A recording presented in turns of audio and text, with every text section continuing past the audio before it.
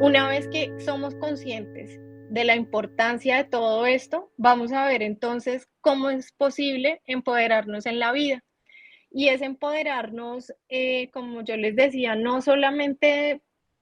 a un corto plazo, sino también a un mediano, a un largo plazo, y que podamos llegar a donde está ese lugar soñado, por decirlo así, a nivel emocional, a nivel laboral, a nivel académico, laboral, en todas nuestras esferas. Entonces, el primer paso es ubicarnos en el aquí y el ahora. ¿Y esto para qué nos va a servir? Para poder entender qué cosas son posibles, qué cosas no son posibles, qué cosas tengo que dejarle al pasado y qué cosas del futuro tengo que entender que todavía no están como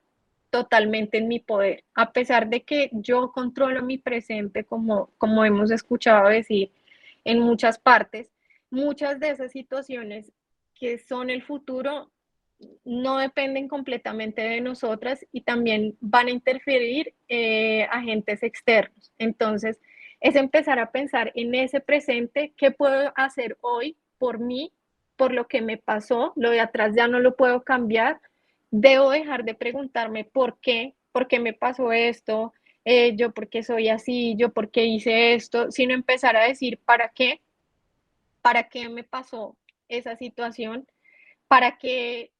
me enfrenté a esto, para encontrar una razón, un motivo que digamos, valga la redundancia, que me motive a poder entender qué aprendizaje, qué ganancia me dejó esa situación y también ser conscientes de las pérdidas, porque siempre nos enseñan que tenemos que ganar, que tenemos que ser las primeras y no está mal querer triunfar, pero al mismo tiempo tenemos que empezar a trabajar esa parte emocional cuando no logramos triunfar, que es lo que no nos enseñan en la vida. Nos enseñan es que se puede ganar o que se puede ser un perdedor y ese perdedor no lo venden como con un mensaje negativo y con ese tema de que ya no cuentas, ya no eres nadie y por el contrario, una persona que no ha logrado ganar cosas es una persona que empieza a fortalecer ese plan y a entender por qué no pudo llegar ahí y a desarrollar una estrategia para poder llegar a su modo a ese objetivo, a esa meta, pero siempre pensando en qué es posible y qué no es posible alcanzar. Otro paso importante y que no es para que lo hagamos una sola vez en nuestra vida, sino que lo podamos hacer constantemente, es un proceso de autoevaluación. Entonces, empezar a entender cuáles son los aspectos positivos que tengo, esas fortalezas, cuáles son mis debilidades, cuáles son esos puntos que me hacen de pronto vulnerable o que me impiden desarrollarme de determinada manera, de lograr ciertas metas y empezar a entender cuáles de estas debilidades puedo convertir en una fortaleza, que allí es, digamos, el concepto que uso, de que en lugar de verlas como debilidades, las empecemos a ver como oportunidades de mejora. Y este tema del lenguaje, de la forma en la que nosotras nos damos los conceptos, eso también tiene un valor. Entonces, empezar a utilizar palabras más constructivas, no estoy diciendo que sean positivas, que nos vendamos felicidad, amor y perfección, no, sino palabras constructivas. En lugar de estas son las peores cosas que tengo, no, estas son las cosas que puedo llegar a mejorar. Esta situación podría ser diferente. En lugar de no, esto es lo peor que me pudo pasar, empecemos a cambiar un poquito esos mensajes que nos estamos mandando en la medida en que los podamos enfocar de una manera más constructiva. Otro, digamos que aspecto importante para poder empoderarnos es reconocer nuestro valor. Y ese valor se reconoce a través de qué? De entender cuáles son esos aspectos positivos que tenemos y de que hagamos un recorrido también en el pasado para entender qué cosas hemos logrado, empezar a revisar cuáles han sido esos triunfos, esas situaciones difíciles que hemos superado, aunque no parezca un triunfo, digamos que mencionándolo así, pero el hecho de haber superado un problema, una pérdida, eh, una situación compleja, una adversidad, estas son experiencias que nos hacen entender de qué estamos hechas. Y yo creo que a muchas nos ha pasado que hemos tenido que enfrentarnos a situaciones difíciles y solo allí es donde inexplicablemente sacamos una fuerza que no sabíamos dónde estaba, ni dónde la teníamos, ni por qué la teníamos, pero fue la que nos ayudó a superar esa situación. Entonces empezar a identificar ese tipo de logros que hemos alcanzado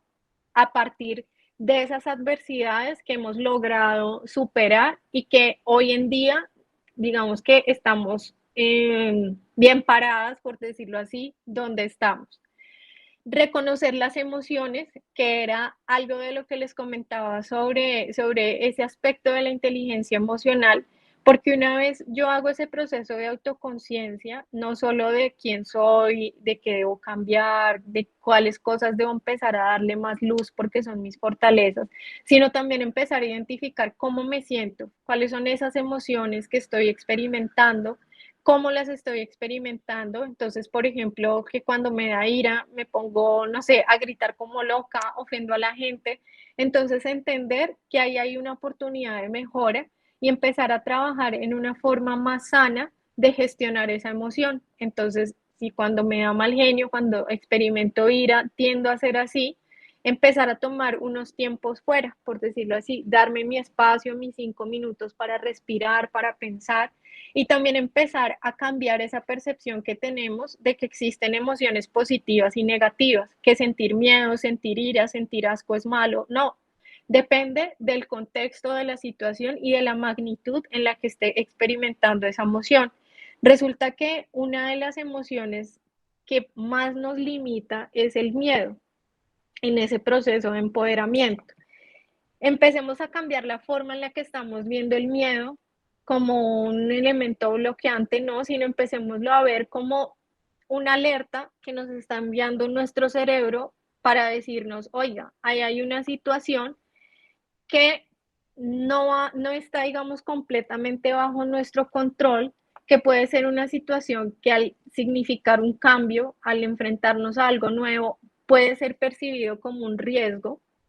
pero sentir ese miedo es esa alerta que precisamente le permite al cerebro entonces empezar a pensar qué plan puedo armar, por decirlo así, para poder salir de esa situación. Entonces, esos planes son o enfrentar o retirarme,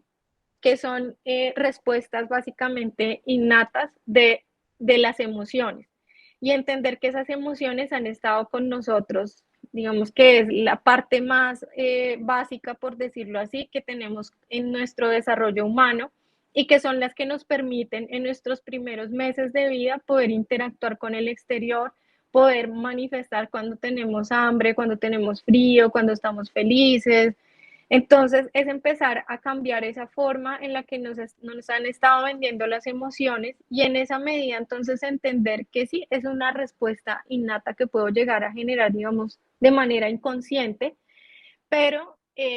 ahora que empiezo a hacer conciencia de cómo estoy experimentando esa emoción, puedo empezar a pensar en ese plan de cómo la puedo gestionar, dirigir de una manera más sana para que no me limite. Lo mismo que sentir ira no es malo, en el sentido de que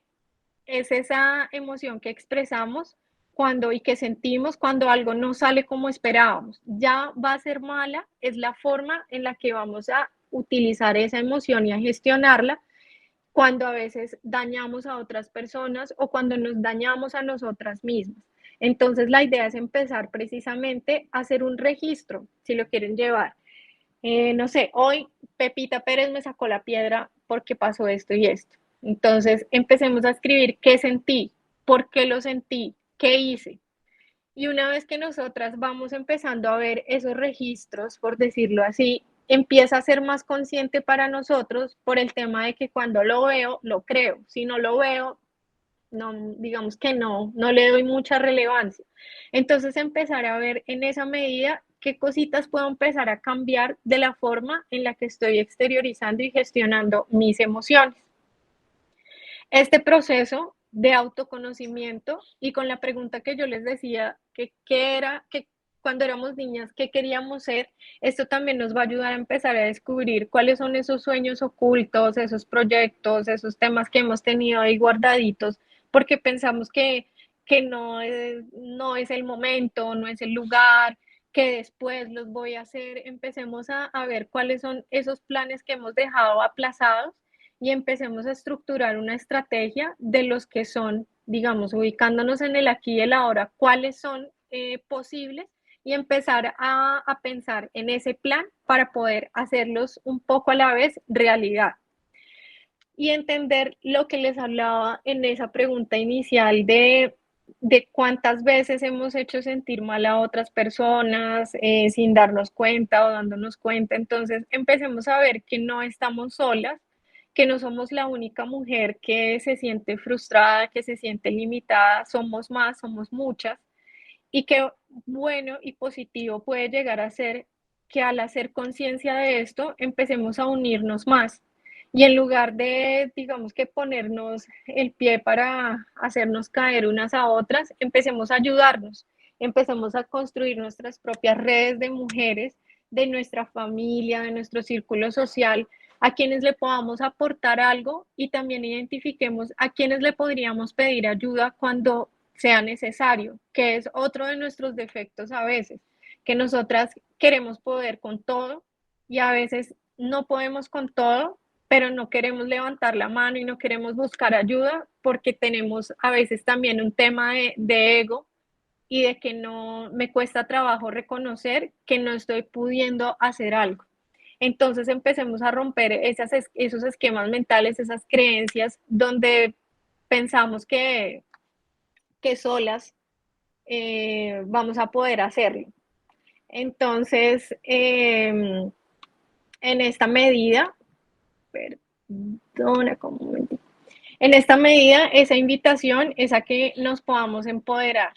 y podamos considerarnos también como, no solo como una unidad, sino como un grupo y empezar a trabajar no solo el tema de fortalecerme y empoderarme como mujer, sino también de poder solidarizarme con mi mismo género y apoyar ese proceso de crecimiento, de empoderamiento de otras mujeres que hayan pasado por lo mismo que yo pasé o que estén pasando por lo mismo. Y aquí es donde les hago esa invitación nuevamente, que si ustedes creen que tienen esa historia que puede inspirar a más mujeres, sería muy valioso poderla compartir. Estas historias yo las comparto semanalmente, todos los martes, a través de LinkedIn.